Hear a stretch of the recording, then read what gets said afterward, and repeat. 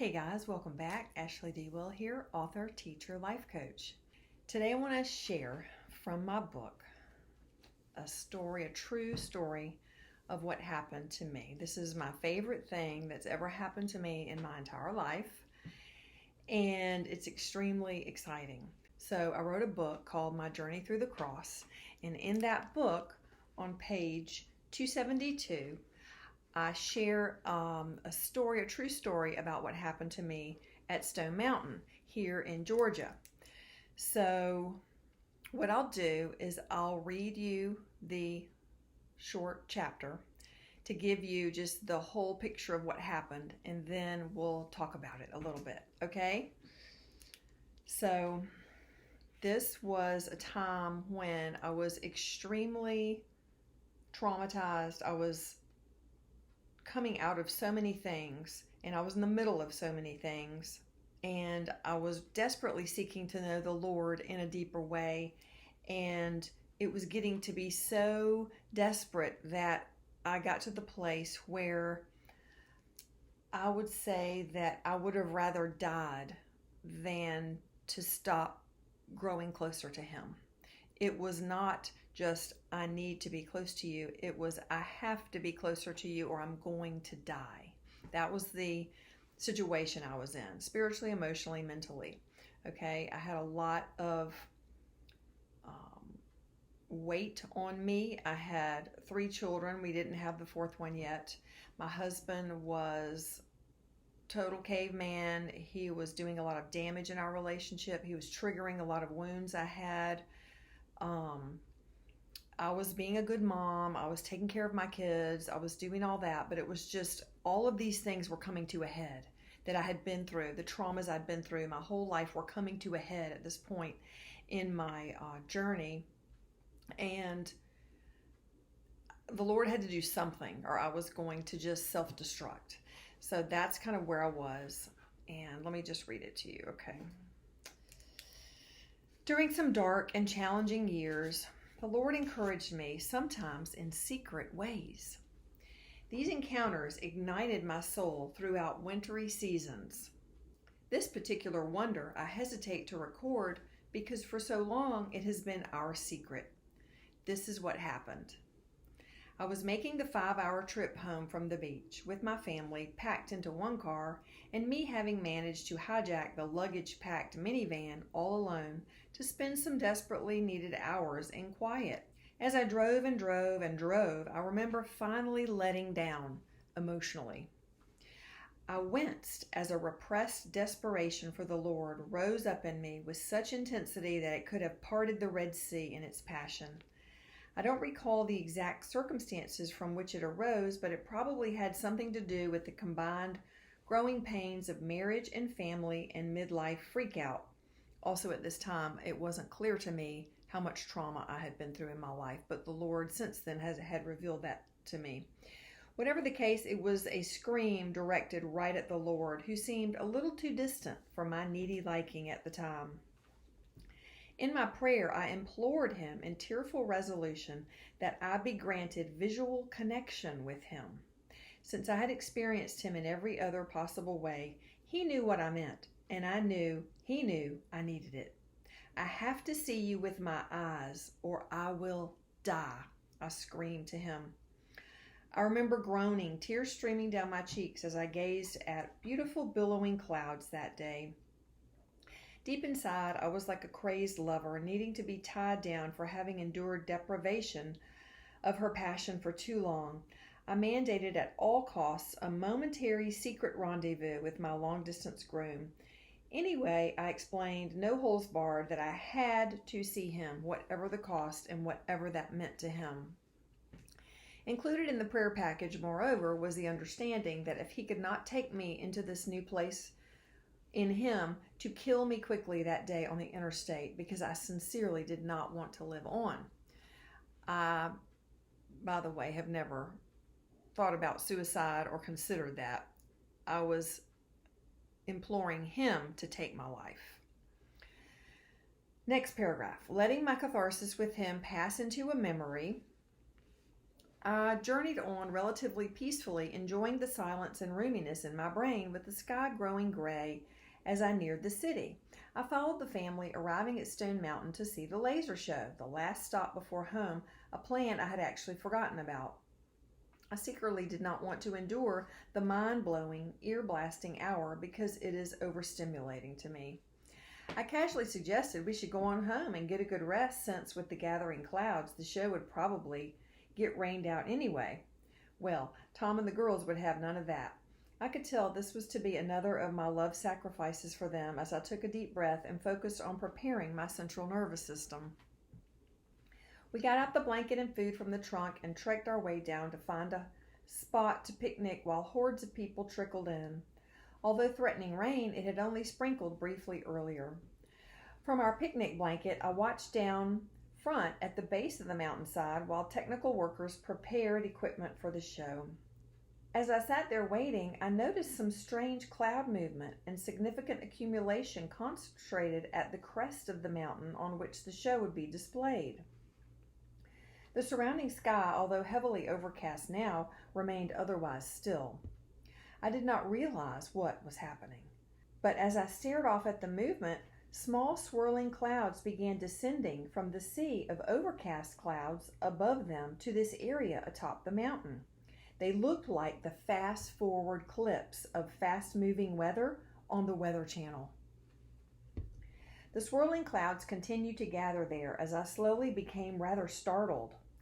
A little frightened, my heart began pounding as I got the overwhelming realization that this cloud formation was moving on purpose and that it was alive. I could not believe what I was seeing, and I froze in shock. I stared intently in a daze of consternation. I liken it to the supernatural moment you might remember experiencing when you're reading your Bible and a certain verse jumps off the page at you, smacking you in the face and piercing you right to the heart. In your spirit, there's no question that the Lord is speaking directly to you, since it surprisingly answers specifically your most urgent prayer.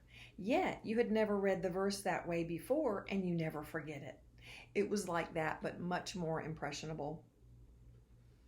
This concentration of animated clouds continued swirling around randomly, right across the mountain head, with a closer subgroup then forming below them. Gradually, this closer group of clouds grew into the shape of a long, horizontal tunnel, which began rolling around itself in a most captivating dance. It grew thicker and longer, like a ribbon dancer twirling her long ribbons to form a tunnel shape, but with clouds instead. After a momentary pause in growth, the middle of the tunnel shape began to open up and extend downward into a vertical cylindrical formation similar to the upper portion, but shorter and perpendicular to it, all the while swirling around itself and within itself with force yet purposefully.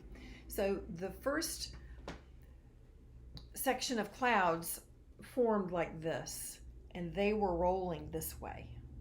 And then from within that formation of clouds that was swirling this way, another formation started to emerge underneath it vertically, and it was shorter, and those clouds were moving this way simultaneously while the others were moving this way. Okay, that's confusing.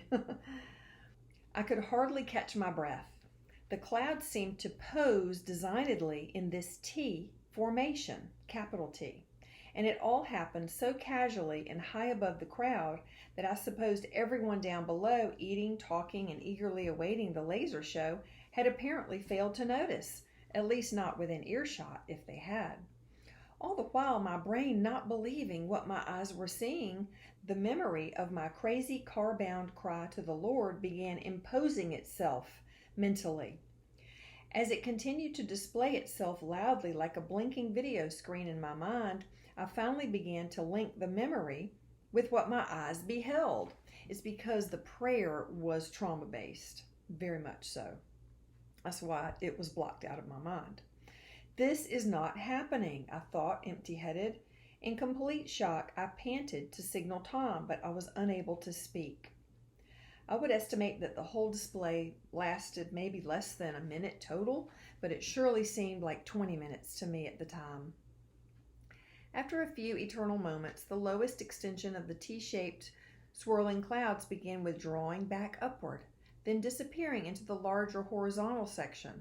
It then all appeared to lose its swirling order and was smoothly sucked back up into the low, motionless, overcast sky from which it had come, looking all at once completely inconspicuous.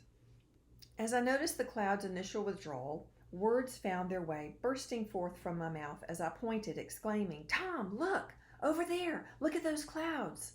He turned casually to where I was pointing. "Oh yeah, neat," he commented with a slight grin.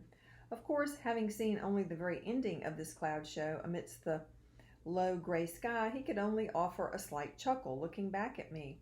"That was for me! That was for me!" I explained, smiling. I suddenly felt very much alone and somewhat foolish, like a child in a movie script who magically encounters some character like E.T., Superman, or an angel, then cannot understand why no one will believe him when he describes it. I suppose even if my logical engineer husband had been eyewitness to the whole sequence of mystifying moments, he might have replied, "Now that was strange," not knowing for certain exactly which law of thermodynamics could it possibly applied. Then, even if he had seen it all and I explained it to him why those clouds were for me, I can hear him possibly condescending, "Oh, come on now, don't live in a fantasy." Well, I guess it really doesn't matter that no one else, to my knowledge, witnessed the entire display with me, because after all, I alone had screamed that prayer of desperation to the Lord, and after letting me live to see the laser show, I was the only one he answered. I have lived in a dreamy daze since that time. It was as if in those clouds the Lord was staring right at me, so alive, winking and saying, "I see you, my beloved. I hear you well. Here I am. I am here for you." Those moments I will never forget, and that explosively intimate presence I'll carry with me into eternity. From time to time, as I threaten to slide down into some dark place, he will graciously rescue me. He speaks to me pointedly in various, sometimes surprising and encouraging ways. I sometimes cannot help but laugh out loud, much to the surprise of my company. But my undeniably favorite memorial sign from him returns to me once in a while on especially gloomy occasions, usually as I head off in the car. I look up to find unexpectedly a low, undersized, smiling cloud, all alone, floating curiously directly in front of my path amidst an otherwise perfectly blue sky. In it, he presents a loving memorial snapshot for me, with which he lifts my spirits and returns me to his cheerful and loving perspective. And all I can ever reply is, "Oh, do I love you. Oh, I love you, I love you." As in the initial euphoric heights of a mesmerizing love affair, I've been through days on end in awe of his poignant love, repeating to him, "I'm so in love with you, I'm so in love with you." There is no doubt in my feeble mind that he's very much alive and all I will ever need from now into eternity. Matthew 6:6, John 14:13 and 14. And the scripture from the first paragraph is Psalm 81:7. So the Tau cross predates the Latin cross, and it's the last letter of the Hebrew alphabet, and it indicates or refers to fulfillment, the end of all things. And so when we're thinking about me going through these traumas, coming out of them, screaming this prayer of desperation to the Lord, and it's immediately blocked from my mind, all of this trauma-based prayer and behavior, one thing we can remember is that one of the words that describes Christ in the scriptures and one of his names is in Isaiah 9:6. One of his names is wonderful. Wonderful, right? So what is wonderful made up of? If we could break it down, we could do it real simply by breaking it into wonder plus full, right? Wonder plus full equals wonderful. So in this definition and name of the Lord, wonderful, it is telling us, if we have eyes to see and ears to hear and a heart to receive, that he is full of wonder. And so that is one of the reasons that I named that chapter His Wonders, because He showed me personally in my desperation, in my trauma, a wonder that only He could perform. And He did it for me, and I received it, and it changed my life. It totally changed my life. So here was where the cloud accumulation started. This was where the laser show was going to be after He did the cloud show for me. And these were all the people sitting and waiting, eating their food, talking. So, and this all happened at Stone Mountain in Georgia. So Isaiah 9:6 says that one of His names is wonderful. That means He is full of wonder. So the more experiential knowledge that you get, knowing the Lord as He is in real time, not as people portray Him necessarily, not as you've been taught necessarily, but the living, risen Jesus Christ as He is in real time, your life will be slowly filled and full of wonder. Because if He is filling your life, then wonder will fill your life. So your life will be full of wonder progressively over time. The Lord has spoken to me in many ways. He has given me visitations in my home, in my basement, in my bedroom. He has done so many things, but this was the pinnacle of all of them, because He actually, in this cloud show for me, He matched in this my level of desperation and my trauma. He matched it exactly. And it was incredible. A verse that would apply here is Psalm 81:7. In your distress or extreme trauma, you called on the Lord, no one else. You called on the Lord, and I, the Lord, rescued you. One of the root words of the name Jesus is rescuer, to rescue. So in your distress, you called and I rescued you. I answered you out of a thundercloud. So this is what happened at Stone Mountain. And this was in 1997. And so I just wanted to share this with you, because we serve the same God in the Old Covenant as in the New Covenant. The exact same God. He's a supernatural God. He's a supernatural God, and He never changes. He's the same God as in the Old Covenant as in the New Covenant. And if you have a childlike heart and you rely on the Lord when you're in distress and you cry out to Him, He will answer you, assuming you're giving Him room to answer and you believe that He will, with confident expectation. He will answer you. This is the same God who went before the children of Israel as a pillar of a cloud and the fire at night. It's the same God today, right now. He never changes. So don't believe all those naysayers out there that want to keep you in a logic box. Our God is not logical. He is supernatural. Okay? So I want you to hear this true story and understand it and see that this is the true Christian God. This is the true Christian God, and you can know Him. You can know Him in this way that is full of wonder.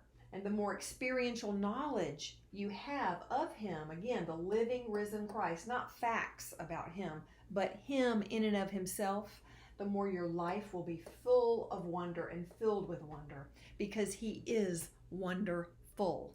He is wonderful, and that is one of His names, and it is very true. So I wanted to share this testimony with you. It's the highlight and the pinnacle of my life. I haven't made an idol out of it, but I sure do worship the Lord every day. And so I hope something I've said has been helpful to encourage you to take a little baby step closer to Him, a little baby step deeper into your faith, so that you can get to know Him with experiential knowledge, which is really all that matters. And that's my prayer for you. So I hope you guys have a blessed day, and I'll see you next time.